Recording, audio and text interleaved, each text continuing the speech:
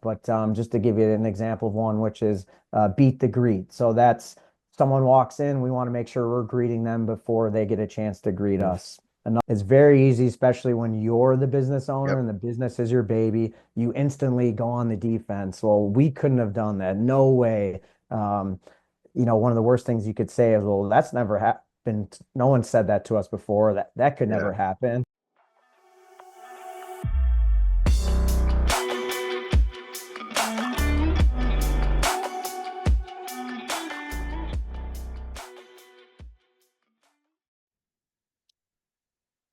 Welcome back to Little Jim Big Heart, my interview series where I interview friends and colleagues that are doing really cool things in the industry. Today, I'm with Hank Ebeling. He's from outside Chicago. He runs small group training gyms, but we've never actually met. It's the first time really, communicating in real time, but I've seen a lot of his stuff. We got connected on social media, one of those things. I'm sure we were at events together at some point. And the thing that he's become known for is customer service. And I cannot stress the importance of this enough about having like a system for it. So thanks for joining me, and I hope to dive into how you approach that. Yeah, Devin, thanks for having me on. Great podcast. I'm sure that's why everyone's listening. You always have great insight and really interesting guests. So hopefully we can bring some extra value to everybody today. Yeah, all two or three listeners really enjoy it. So give us the 10-second summary, your background, and you know what what makes you unique in this industry.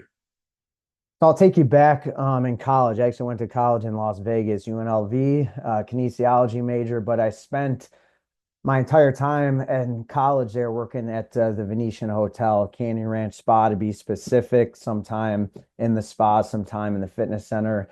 And that set the course for a service-driven mindset. One of my first bosses there was a woman with a real thick English accent. You kind of think of like Mary Poppins type. And she was a stickler for service.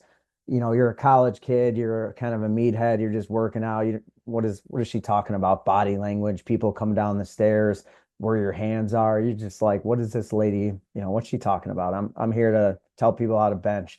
And learned a lot from her, and the finger was always on all of us because it's a Venetian hotel, it's a high-end hotel, it's Canyon Ranch Yeah. Spa. Those of you not familiar, it's a high-end spa, wealthy client base, so everything had to be very service driven. And so from that point forward, it was really became prominent for everything I did. Moved on to Equinox, which probably a lot of your listeners familiar. Again, Yeah. high-end gym, high-end demographics, service is key.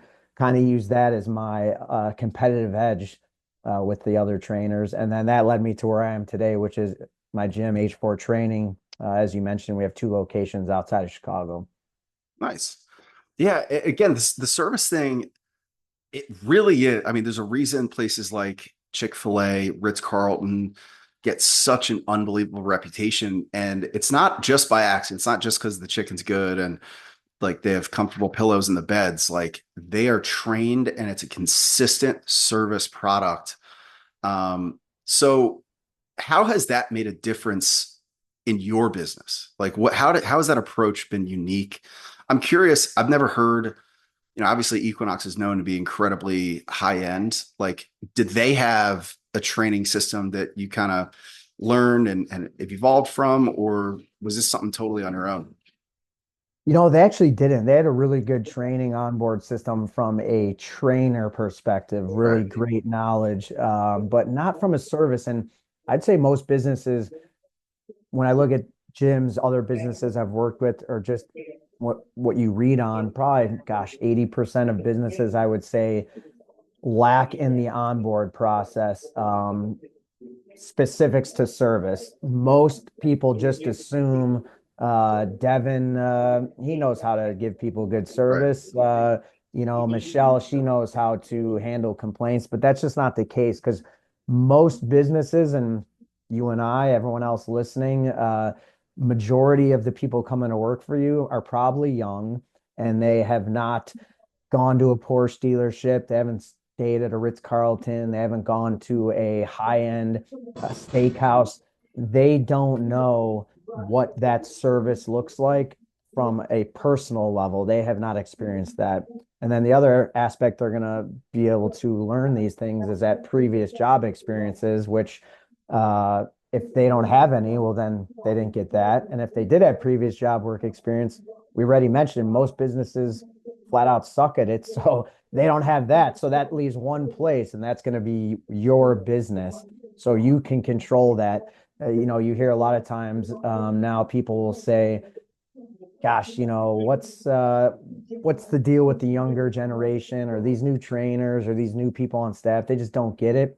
It's really more a you problem. You need to take care of it. You need to make sure you got the training systems and everything in Right. place.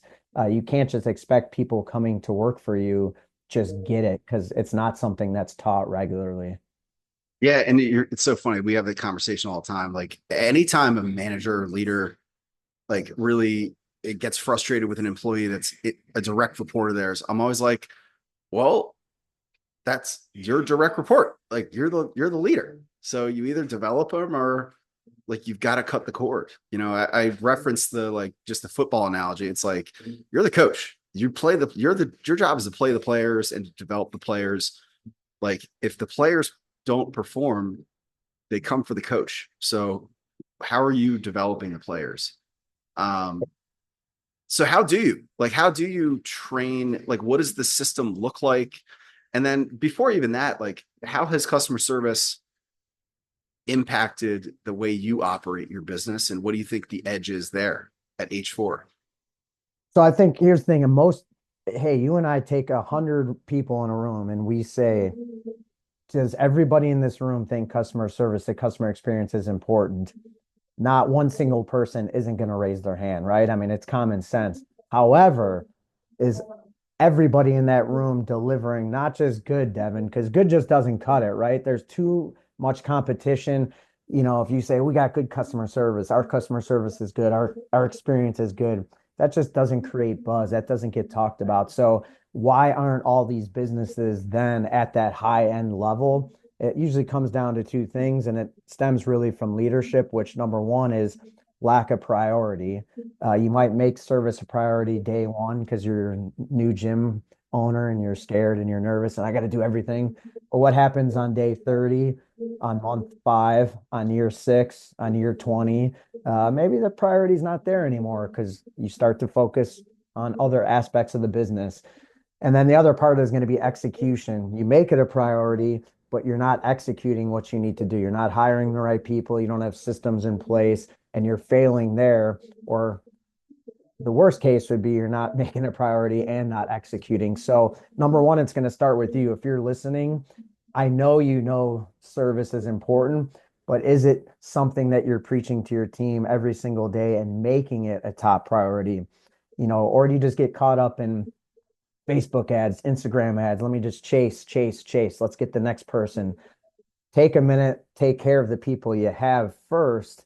Because if you're not doing that, I don't care if I drop off 100 people into your gym, they're not being taken care of. That 100 just flowing right out the back door. So you Yeah. have to first worry about the level of service before give me more, give me more. You got to first make sure you're doing that.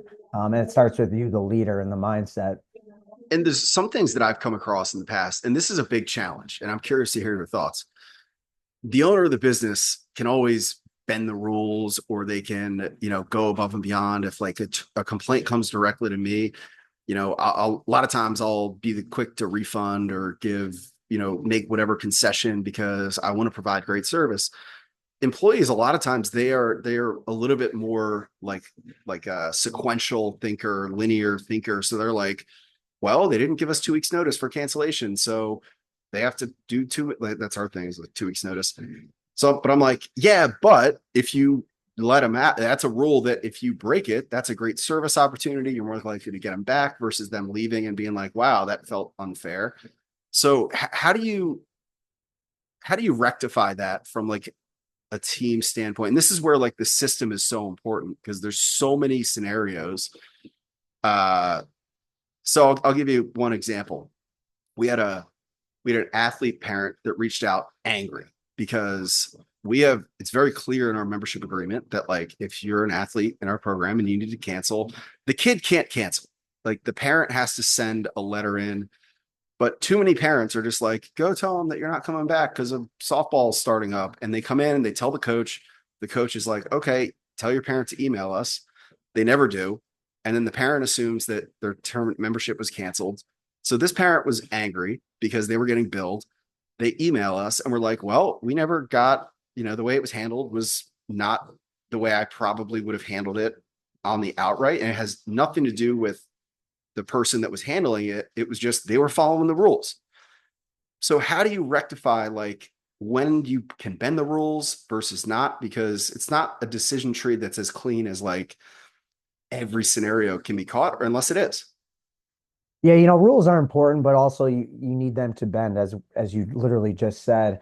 It starts from getting the right person, a service-minded individual, and then second, the most important thing is during the onboard is teaching them what are your standards from a service standpoint, not like individual job title, and then giving them examples. What we do in our onboard at the very beginning, we go over our service standard, our service vision, and then we're giving them examples that have happened in the gym, not just stuff we're making up, of examples just like that, examples of surprise and delight, which we can talk about Yeah. later in this interview, letting them know here's potential scenarios, here's how to think through it. And then they also know that myself, looking at my manager that runs our other location, we would never ever come down on them for them going 100% service oriented to one of our clients. And if they made a mistake giving someone too much, oh shoot, that wasn't the right way, we would never come down on them because they trying to do it with the thought of the client. And so Right. I think you just need to teach that and then constantly having your finger on it in terms of letting them know this is okay. Here's examples. Here's ways to approach. Because you're right, most employees are like, shoot, I don't want Devin to yell at me or I don't want to get in Yeah. trouble. Like I got to do this. So I think it's just teaching and teaching it over and over. Yeah. And again, we're a very, very, because I'm so out of like walking the floor and training clients every day, I do everything via data. Like we track so many numbers and I run a lot of what I do with so many locations through the scorecard. So there are some numbers that are like number of terminations, the average cost per client, like the average revenue per member. So a lot of times I think employees get, and this is again through no fault of their own, get kind of wrapped up in like, but I'm being held accountable to the average revenue per member. I can't give this discount or I can't give this thing because like that could affect my scorecard ability. So that's something that's a challenge, and you have to. I agree wholeheartedly. I would never come down on somebody for being too lenient, but at a certain point, like everyone has to understand, like it's a business to run too. Um, how do you go about finding the right people? Because there are some traits with coaches or people that are really good with fitness that are more like disciplined and they're regimented and they're like we use the disc. So like they're more of that C personality, where it's just like conscientiousness and compliance, which is like, this is the rule. I don't know what you want me to do. Um, is there something that you look for in a customer service professional? Yeah, I think, and hey, I'm not, this is not earth-shattering news here. It's 100% looking for traits. I think even more so for our industry. I mean, you can teach people, you and I can teach someone how to run a session. We really can. Yeah, If they're passionate and have the people skills, I don't want to, make our industry seem like it's not that intelligent to run. But I mean, you could teach anyone to run these right. sessions. Of course, somebody has 5 years experience training, and it's going to be maybe even smoother. But 100% traits. Look for the traits. I don't care if you've ever stepped a foot in the gym, if you have passion, if you got people skills. Um, then it's going to work. So I know that seems very simplistic and everyone's probably heard it, but go look at other places that have those service-minded individuals, the local coffee shop, places that you might not even think about. I could find my next coach, but you're just like, gosh, this person knows my name every time. They're just there's a place I go to all the time for coffee, and there's this one guy there. He's on my list that I keep on my phone. If I ever need somebody, I'm reaching out to this Yeah, guy because his service is here compared to that rest of that staff. So just look for those individuals.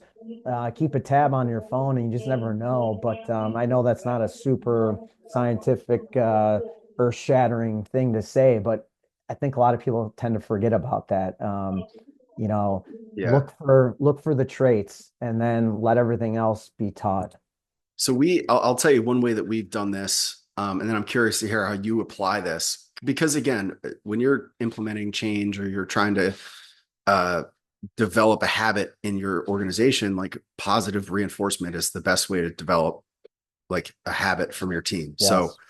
a couple of things that we did, we started a community team that is just fully built on like magic moments. So every week they meet and look at our membership list, they look at anniversaries, they look at who might need a little love, and they choose people to like provide an amazing like magic moment. And it could be, there's a lot of different ways we do it. But another thing is all of our staff meetings now, our coaches meetings, we do I can't remember what a wow moment or magic moment review where everybody goes around and says one thing they did that was like above and beyond for a client.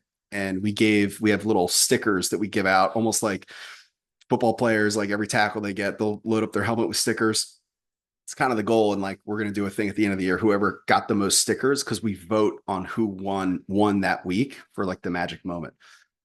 So we're trying to rectify that with like, hey, we're positively reinforcing we want you to come to the meeting with something that you did, so we want you to keep an antenna up for opportunities to provide these magic moments. That's one thing that we do. We still struggle. We don't have a great like, if a complaint comes in, this is what you do. So I'm curious to hear how you reinforce that culture, because again, a lot of it's intangible.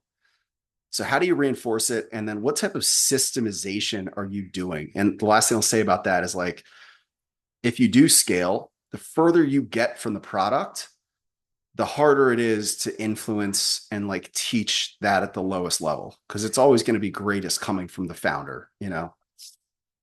Yeah, I think I'm going to say check, check, check on what you just said. Very similar to what we do, what I'll usually teach gym owners, which is it's got to be talked about on a regular basis. I'm a huge football guy. I don't know if you are, those listening. Why do Yeah. some teams excel at creating turnovers in football versus other teams? Everyone knows it's important. It's because those coaches are constantly reinforcing that and making it an important piece of practice and conversations. Same with this. You just said it in meetings. For us, we call it surprise and delight, kind of like the Ritz-Carlton. We have a budget Yeah. every month. So we're doing the same thing in the meetings. Have a meeting, start your meeting off not with here's our numbers. Don't start it off with, hey, here's the new workout. Hey, this and that. Start it off with that surprise and delight, things that your team are doing well for others. And then that way, the new coaches, okay, so they're talking about this a lot. Okay, so and so is getting acknowledged. I want to level up. I want to make sure I'm being talked about. They start to now figure out that this is a real part of your culture. You do stickers. We do what's called a champions belt. It looks like a WWE Yeah. belt. Uh, but you can kind of do whatever. But it's just that reinforcing it every single meeting throughout the onboard, which I think again is the missing piece.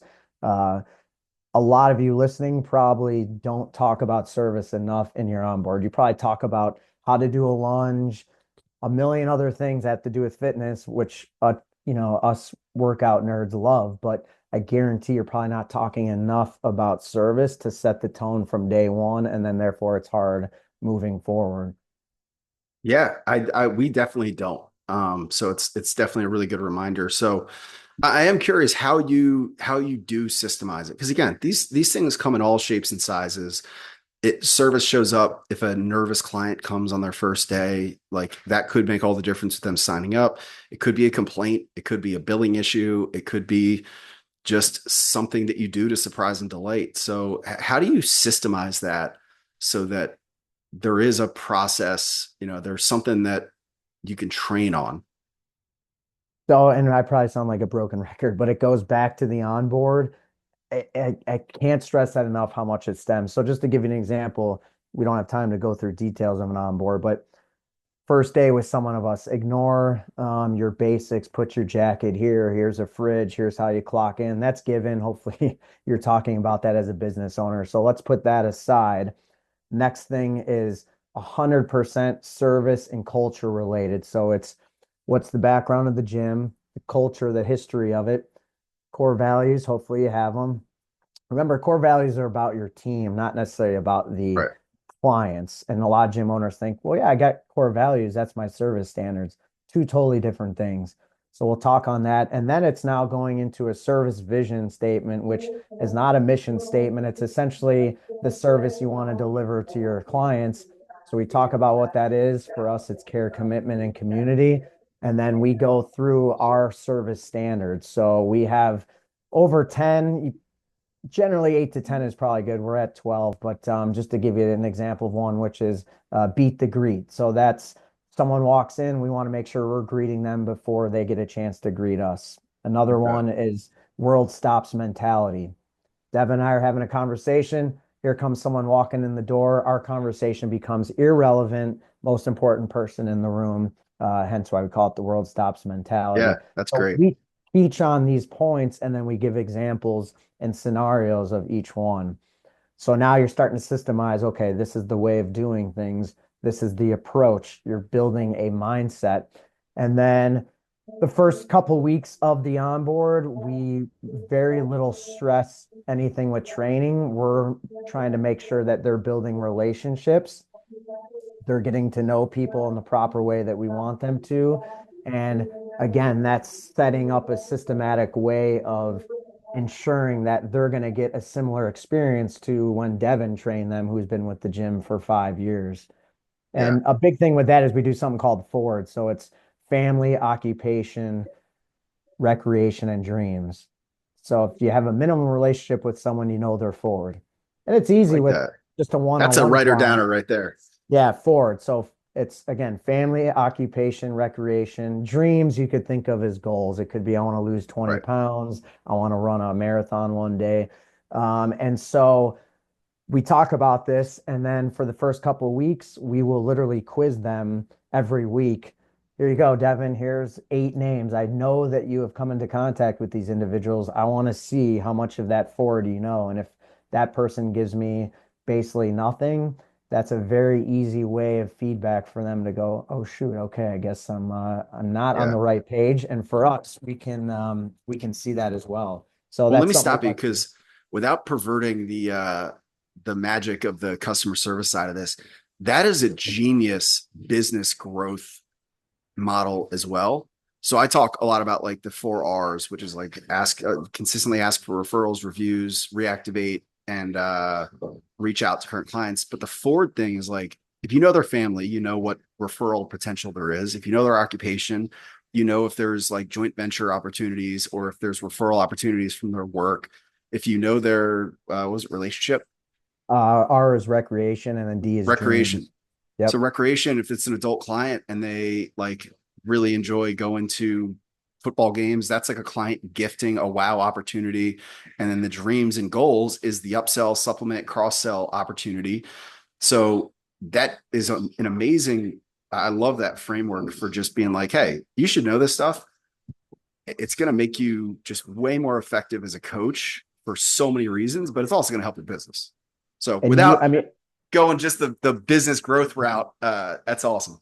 I was going to say that you were literally just in our onboard because that's what we tie it to. Hey, we have surprise and delight budget every month. Well, how the heck do you know what Devin likes? Well, guess what? Because now you have a good insight on him and quickly. So now you can tell us, just like you said, hey, his son just had this huge game, and we should talk about it, or he just passed this big exam, or who knows what. But yeah, that's how you tie it in. And then again, everything from there is just putting the priority to service. I think you mentioned handling complaints. You don't necessarily have to have an acronym, but you need to have a way to go about it. Yeah. And one of the easiest things, you can make it however you want. For us, it's just acknowledge number one. You always got to acknowledge what's being said. They want to be heard. It's apologize, even if it has nothing to do with you. Right. You never throw anyone under the bus. It's never a they or them. It's always a we. A lot of people say, well, yeah, they didn't do this. It was them. It's we. And then make it right. Again, you might not be able to do that. You're not Devin, the business owner, but you need to make it right or at least communicate to the person, I'm going to be doing X, Y, and Z. So I'm going to communicate to that. And this is what you should expect. Here's about the timeline. And then the last part, which is probably often forgotten, those of you not kind of well trained on the service side of things, it's a thank you. Why should you Yeah. thank someone who maybe just screamed their head off at you? Because without them, you have no feedback and you can't get better. And sadly, I forget the number, the percentage of people that will not give you feedback. They'll just simply leave your business. And that's the Yeah. worst thing that can happen to you. Um, Yeah, absolutely. so, when you have these clients, and it's going to happen. I don't care how great your service is. People are people and things are going to come up. You're going to slip up. You're going to mess up. But your team has to know how to handle it. And a couple key points with that is one, you can't go and get defensive. It's very easy, especially when you're the business owner Yep. and the business is your baby. You instantly go on the defense. Well, we couldn't have done that. No way. Um, One of the worst things you could say is, well, that's never happened. No one said that to us before. That could never Yeah. happen. Or I don't think Devin would do that. You're basically saying you're lying. You gotta go Yeah. on offense, and you win when you lose, if that makes sense. No, that makes a lot of sense. I think, yeah, it's a very hard thing. I found it came naturally to me. Like, I see no value in trying to argue somebody's reality and using I statements. If you go take that from couples counseling, I've seen it be very difficult for employees that maybe there's a threat response to, like, oh shit, if this gets back to my boss, like my job's at risk. So maybe they're not and I guess it goes back to the onboarding. It needs to be drilled so much in onboarding that this is the way all complaints are handled. Um, Yes, yes. because it's very easy for them to be like, well, you didn't follow the rules, or I'm just doing my job. Um, yeah. So ours is very much like, always just admit fault, no matter what. Just admit fault. That if they complained, it's our fault. You know.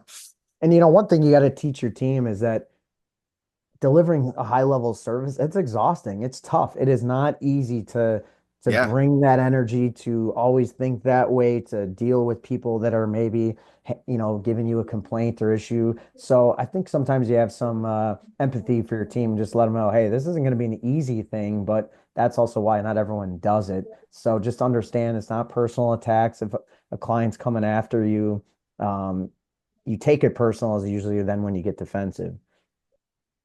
Yeah. I've developed a way to make people feel really stupid when they're being jerks to my employees, like a way of response of, like, disarming, but also making them feel stupid. I don't have any good examples, but I've done the thing, and whether it's good or not, like, had my employees back when somebody like really bashes them, or we got some bad reviews because of the way an employee handled something, that they were just doing their job. And it's hard. I mean, there's a lot of emotions involved, especially when it's your business, especially when you see your team members get like really hurt or embarrassed. uh some people are really mean, and you gotta have a way about that. And that's important what you just said. Yeah, you never want to not have your teams back and just say, hey, they're complaining, they're right, sorry. Oh well, like Yeah. of course not. Especially if it's something derogatory or very inappropriate. But other than that, yeah, you have to just acknowledge that, hey, whatever reason that person's voicing it, we got to get better. Because usually there's some sort of truth to most complaints. Yeah, some could be just that person that will complain about the sun being out, but there's some truth to almost everything. So And my take has always been like, it doesn't matter what is real. It just, think of what's helpful. Like, that is their reality. Their yes. reality is that this is what they're going through. We cannot argue their reality. So just think, what is going to be a helpful response? Even if they are 100% in the wrong, even if they're being a jerk, what's going to be helpful? Is arguing helpful? Probably not. If it's enough of an issue, you might have to fire a client that's constantly negative and, doing causing problems like that. But I've always been a advocate of, like, just give them the refund. Like I'd rather have the opportunity to win them back as a client versus like die on the hill of $200 because and then they write a 1-star Google review. Like there's almost nothing that's worth that for your business. There's especially not $200 or $300 for like a month's membership. Like just give them the money back, apologize, admit fault, and then hopefully they'll come back in the future. And then you can set some boundaries again if they do.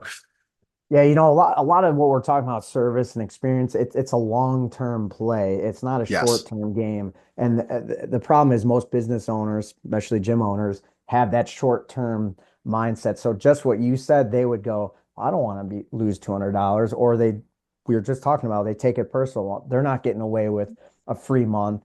Well, yeah, guess what? Then they write the 1-star review, they tell their neighbor, they tell the other Yep. ladies at PTA, and now you just lost 10 clients. So hey, great, you got your $200, you just lost 5,000. How do you feel? But you don't think that way.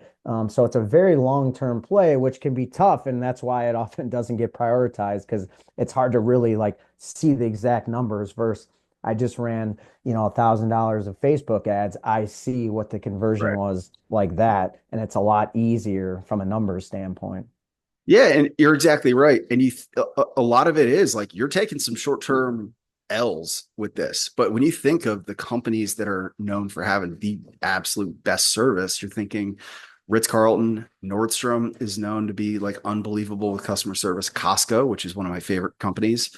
Like Costco is known for like you can just return anything at any point. Like if something Yep. just been sitting in your fridge for a couple of months and is clearly moldy and expired, just bring it back. They'll take it. Because they know they're like, what's the point? Like we're gonna nickel and dime these people for a $30 refund, and like if they think they're right, just let them be right. Um, so you got to understand like what position you want to hold in the market and what reputation that you want to have. I hate, and I shouldn't say hate. There's a company Metabolic, which I don't know if uh, if you've heard of them. So their whole What thing, is it? Is it gym equipment or is it it's food or a group fitness company. oh, okay. So, again, I know there's some people in here that probably are fans of this model, but it's the complete anti what we believe. So their whole thing is if you are a second late for class, they will lock the doors and there's zero gray area. Like you will be locked out of the gym. There's one near our gym in Florida, and we've had several people that are new to fitness, have been like completely humiliated by this policy. And I get it. It's just that's their brand standard. That's the reputation that they want to have in the industry. But I would never be able to look myself in the mirror if I locked a 60-year-old woman out in the rain because she was stuck in traffic or their kid was sick. But like that's what's happening. And I think I don't believe in that service model, but I think you, as a company, you probably have to come to like what your service model and vision is.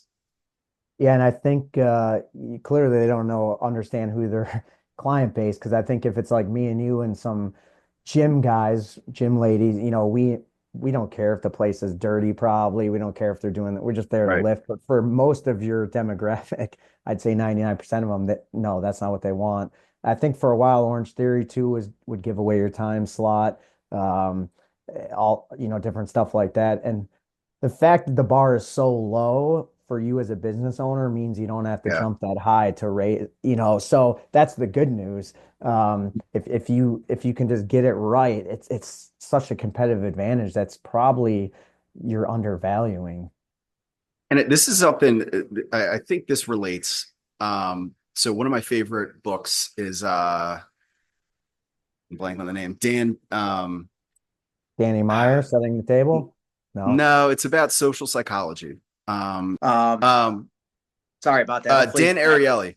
Dan Ariely is the name. So he wrote a book called Predictably Irrational. And one of my favorite studies in that, speaking of Orange Theory, is on the difference between social norms and market norms. So if you've never read the book, it's all about why like humans are irrational, but in a predictable fashion. And they did a study on late fees for business. And they did this study with a daycare, and I think it was in like London or something.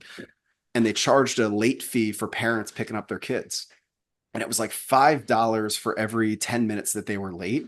because they were having issues and the teachers had to stay late. So if parents were late, they were charging them $5 for every 10 minutes. And what they found was this fee actually made the problem way worse. And it hurt their retention of the families. And it made the pickup rate way later because parents were now like, oh, $5 gets me another like 10 minutes at work or doing my thing. Like I don't have to rush there. They're just gonna ding me $5. Like I'll trade $20 for an extra 30 minutes. Now it becomes, and they establish like people associate with businesses in two ways: in a social capacity where it's communal, where it's like, this is how we treat each other. This is the way we want to treat each other as a community, or transactionally, where it's like, if you're late, it's $10.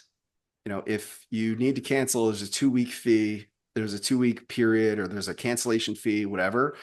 I never wanted to run a business that was purely transactional.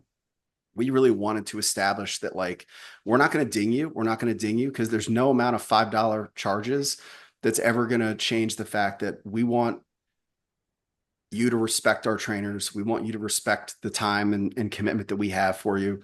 So I think that's from a business standpoint, on paper, it's irrational. It's irrational that it is not a good business move to charge a late fee or a no-show fee. But that's just the business that we've always wanted to run. And I think everyone has to decide what business they want, whether it's going to be, we're just going to charge people $5 and we're going to nickel and dime, or we want to say like, hey, we don't charge you, but we do expect that, you show up on time and you don't take a spot because look at the people that could be in there with you. Like that's how we treat each other as a company. So that's my little rant on like No. deciding what business you want to run, really. Yeah, I think what you said too is you probably heard of Will Goodare is popular now. His is on reasonable hospitality, so very similar. And that's just what it is. Look at what everyone else is doing from a hospitality, from a service standpoint. Be the anti that. If the gym down the street charges late cancel or this or that, like don't conform to the norm, because then you just are the same, right? There's no discrepancy. So as much as you can be different from a service standpoint, you're going to always stand out. Yeah. And I think do that, but also you do need to like, you can't just let the inmates run the asylum. You can't just have a complete free for all. So do that, but also set the expectations for, hey, this is a relationship that we want to develop. We don't charge you, but we do just ask that you're going to abide by the communal rules that we have, or else they're just going to like completely just walk all over you as a business. But how would somebody, or last question I had is, do you have any measurables or like ways that you can measure the level of service being provided? So again, I am a very big measurable and metrics guy. What come to mind are like time to response or time to resolution. We don't measure that, but I think it could be measured probably. 5-star reviews, NPS score. There's a customer satisfaction score. Those are things that come to mind, but I'm curious if you have any sort of measurables that you guys use. Yeah, the ones you listed are your standards, right? We don't measure response time either, but to me, actually, responsiveness is the number one easiest way to level up your service right now. Take your headphones off when this podcast is done, and if you or anyone on your team is not being responsive, that's the easiest thing to change right now without doing anything. Because again, so many businesses are just god awful at it. And those of you listening, how many businesses do you interact where you're just like, how do they just not reply? And I'm not talking about in minutes, but days even. It's pathetic. So not on a tangent, but that's one of the easiest ones. Surveys, we do them multiple times a year, usually 2 to 3 times a year.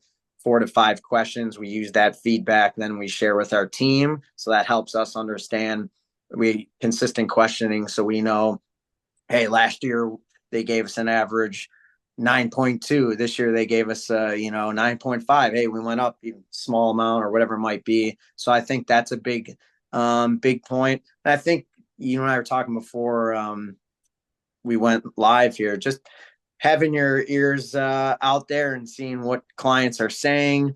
You can kind of get a good feel for that. But as we mentioned, a lot of this stuff isn't always easy to measure. Probably the best thing is retention rate.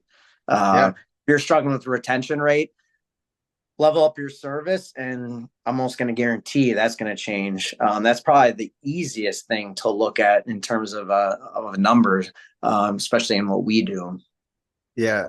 Another two that come to mind. So I read a really good book a long time ago, and it was Effortless Experience, and it was Oh, about a lot of customer service, and it was a little bit off the norm of the advice given, but it said one of the best indicators of retention is not like amazingly wow moments, but it's ease of doing business is the number one predictor. And one of the things they talked about, which isn't wholly relevant to our business, because they talked a lot about like call centers and customer service representative jobs, but it was I think they called it a bump rate.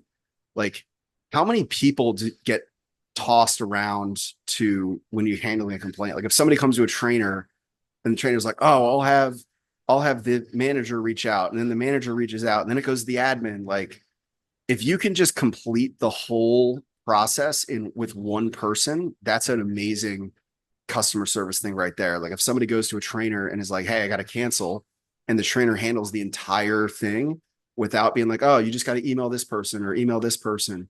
That's a really effective indicator of your customer service as well.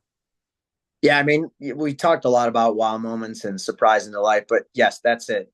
How much of what you do annoys people? Because it's almost Yeah. you could think of it as a little razor blade nick. Every time you drop the ball, you do something that doesn't align with a high level service nick. And the first nick doesn't matter, the second one, but all of a sudden those cuts start to come, and then to be graphic, all of a sudden that client's Yeah. bleeding, and now you got a problem. And that problem is that person probably leaves. So think of it that way. You're trying to limit those little gradual cuts on the client as minimal as you can, because they're going to happen. But that's your goal, is not just the wow moments, but the consistency. That's what separates the Ritz Carlton, the Chick-fil-A's. It's the Right.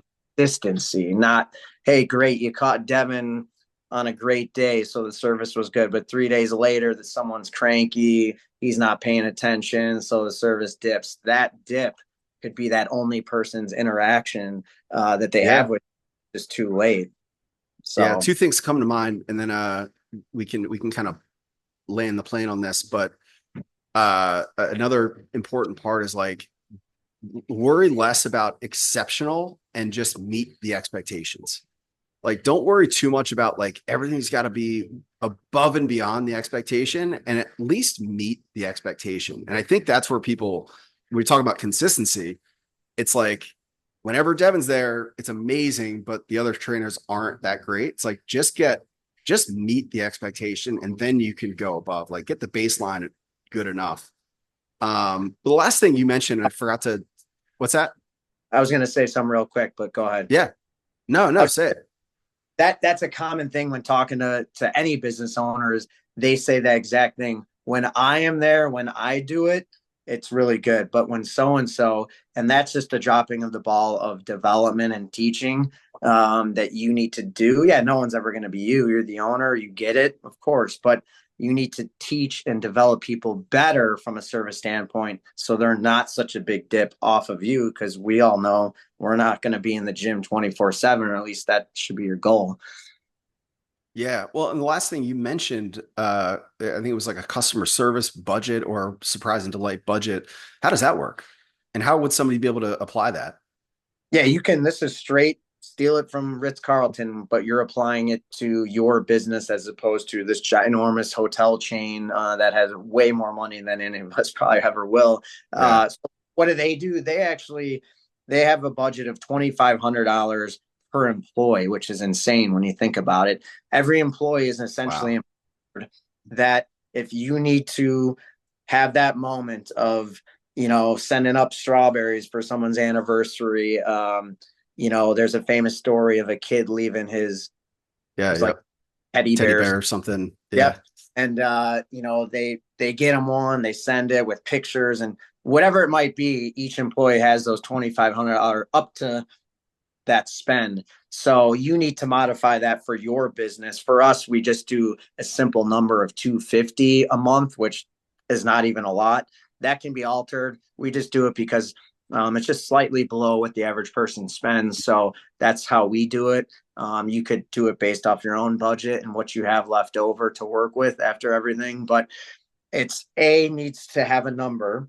It needs to Yeah. be spent every single month. And it's not we could use some extra bands this month. Let's throw that money there. Nope. Has to be used every single month. And then everyone on your team needs to be aware of it. You and I were talking about in team meetings, sharing moments. Lead every team meeting with that. Anyone have anything going on for the budget, anniversaries, this, that, and not just your basic birthday anniversary.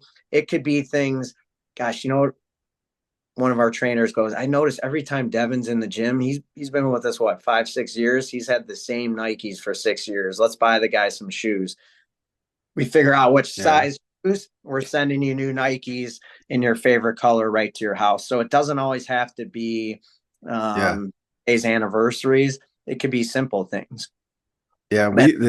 Without, we could talk about this forever, but we've always, because in our CRM system, it'll track birthdays. And I always send a half birthday text. Just it's different.